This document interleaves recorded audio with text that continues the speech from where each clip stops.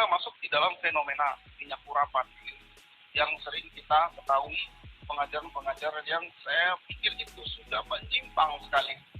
Saudaraku yang terkasih, kalau dalam konteks Yahudi, minyak urapan itu digunakan untuk mentahbiskan nabi, mentahbiskan raja-raja, mentahbiskan imam-imam, ya kan? Dan banyak hal penggunaannya. Saudara, terkadang sekarang, zaman sekarang, para pendeta atau para rohaniawan itu mereka menafsirkan teks ini tidak jelas. Dia orientasinya kepada minyak, padahal teks itu udah jelas. Orientasinya kepada doa, bukan kepada minyak. Tapi kalau bicara tentang minyak, fungsi minyak itu apa? Kalau dilihat dari konteks Yahudi, nah itu penting sekali. Fungsi minyak dalam konteks Yahudi adalah itu sebagai obat. Saudaraku yang terkasih dalam nama. Oke, kita sudah mengerti ya. Minyak itu digunakan sebagai obat pada saat itu. Ya. Kebiasaan orang Yahudi. Kebiasaan orang Yahudi. Oke, itu kebiasaan mereka kasih minyak. Kebiasaan sebagai obat. Saudaraku yang terkasih dalam nama Tuhan Yesus. Nah, sekarang yang kita lihat, para pendeta itu menjual firman, ya kan? Menjual minyak, ya kan? Dengan menggunakan ayat-ayat firman Tuhan. Nah, ini ada buktinya. Kalau ada orang sakit, gitu kan? Baiklah ia memanggil para penetua supaya mereka mendoakan dia serta mengoleskannya dengan minyak dalam nama Tuhan. Ini minyak sudah didoakan, bawa ke rumah, sakit oleskan, sembuh. Saudara, pembunuhan.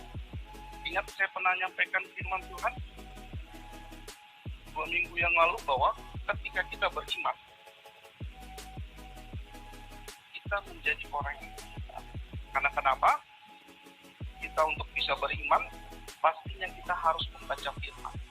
Dan firman adalah the green science.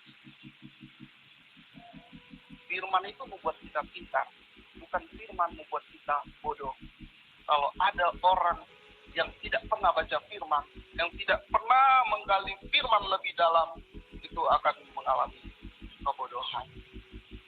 Saudaraku yang terkasih, saya yakin dan percaya jemaat Tuhan yang ada di GKC Depok adalah jemaat-jemaat yang beriman. Berarti jemaat yang hitam. Jangan percaya dengan minyak-minyak urapan. Saya sudah kupas. Banyak orang melegalkan sesuatu dengan pakai ayat.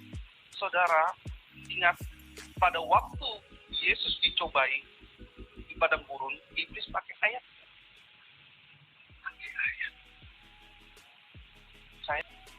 Saya menafsirkan dari apa yang saya dapat dalam konteks ini bahwa orang sakit ini, ya kan?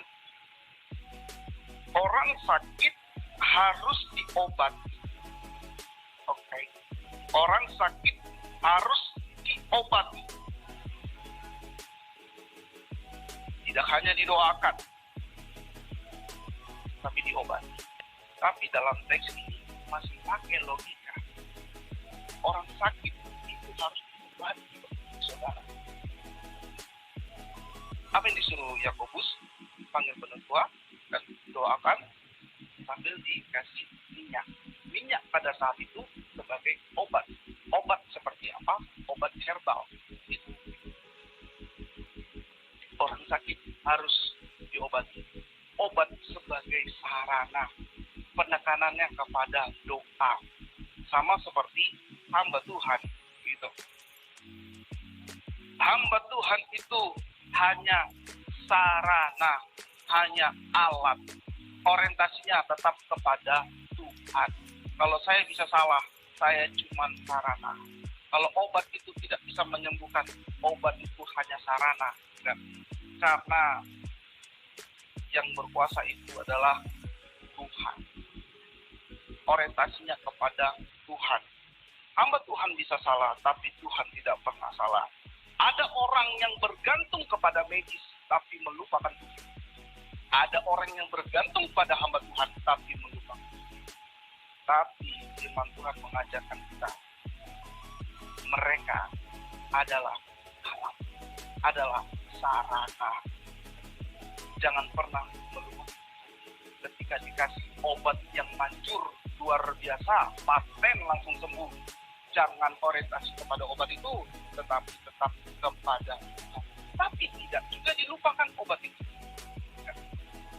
Disitulah firman Tuhan ini mengajarkan bijaksana.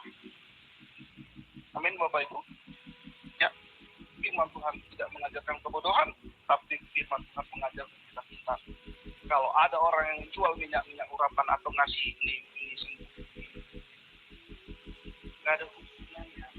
Udah didoakan ini luar biasa Pak. Itu mistis. Ada ayatnya. Itu lihat Yakobus pasal yang ke-14. Jelas kan? Ya, kalau orang bodoh pasti, oh iya ya. Saudaraku yang terkasih, ingatlah, satu kali minyak hanya ditulis satu kali, tapi doa ditulis berulang-ulang. Gitu.